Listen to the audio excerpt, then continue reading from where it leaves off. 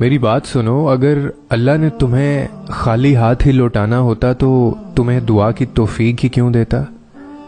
اگر اس نے آنسوں کی لاج نہ رکھنی ہوتی تو وہ تمہیں اپنے در پر بلاتا ہی کیوں؟ اور اگر اس نے تمہیں تڑپتا ہوا ہی چھوڑنا ہوتا تو پھر ہر پل تمہارے ساتھ ہونے کا دعویٰ کیوں کرتا؟ اگر اس نے تمہیں ٹھکرانا ہی ہوتا تو کیوں بار بار یقین دلاتا کہ مجھ سے دعا کرو، مجھے پکارو، میں تمہاری پکار کا جواب دوں گا؟ اگر اس نے تمہیں تنگی اور آزمائش میں مبتلا ہی رکھنا ہوتا تو بار بار یہ وعدہ کیوں کرتا کہ ہر مشکل کے ساتھ آسانی ہے؟ وہ تو تمہیں تمہاری برداشت سے زیادہ آزماتا بھی نہیں ہے۔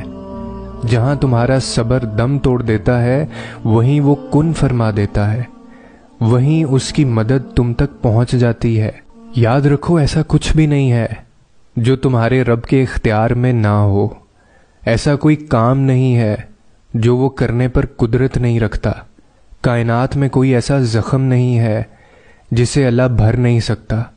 پھر وہ جو زمین اور آسمان میں موجود ہر شے کا حساب رکھے ہوئے ہے، وہ تم سے غافل کیسے ہو سکتا ہے؟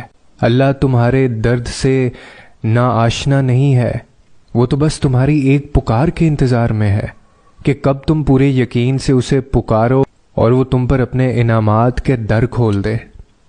اس کی رحمت تو ہر لمحہ تمہیں اپنے گھیرے میں لینے کے لیے بےتاب رہتی ہے۔ حضرت یوسف بھی جانتے تھے کہ آج اگر تنہائی میں برائی کر لی تو کل یہی برائی شہر میں پھیل چکی ہوگی۔ نفسانی خواہشات کی برائیاں تنہائی سے شروع ہوتی ہیں اور بدنام کر کے چھوڑتی ہیں۔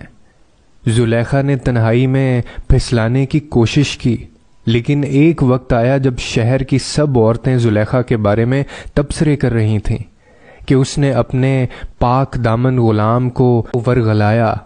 پہلے قدم پر ہی رک جاؤ ورنہ زمانے میں ذلیل ہو جاؤ گے۔ اور جب تم گناہ کرتے جاتے ہو نا تو رفتہ رفتہ ایک ایسی دلدل میں دھنستے جاتے ہو جہاں تمہیں سکون میسر نہیں آتا۔ اور جب تم اپنے کیے پر شرمندہ نہیں ہوتے اور توبہ نہیں کرتے ہو تو تمہارا ضمیر گہری نیند سو جاتا ہے، تم اپنے نفس کے غلام بن جاتے ہو۔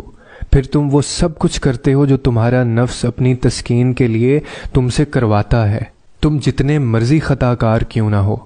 تم پر یہ وقت ضرور آتا ہے جب تمہارے گناہوں سے زخمی تمہاری روح چیختی ہے اور تمہیں سیدھے راہ پر چلنے کی تلقین کرتی ہے، اور تب تکلیف کی اس انتہا پر تمہارا مردہ اور گناہ سے بیزار دل تڑپ اٹھتا ہے۔ بس تم اس ایک لمحے میں اپنے ضمیر کی سن لینا اور اس کی آواز کو خود پر حاوی کر لینا۔ پھر جب تم ندامت کے ساتھ اپنے رب کو پکارو گے تو وہ رحمان تمہیں معاف کر دے گا اور تمہارے دل میں نور بھر دے گا۔ ایک اور بات کا خیال رکھنا کہ تمہیں گناہ کا راستہ چھوڑنے سے سکون تو بہت ملے گا، لیکن جب تم اپنے نفس سے بغاوت کرو گے تو تمہارے اندر اضطراب جنم لے گا۔ تمہارا نفس تمہیں بار بار گناہ کرنے پر مجبور کرے گا، لیکن تم ایسا ہونے مت دینا۔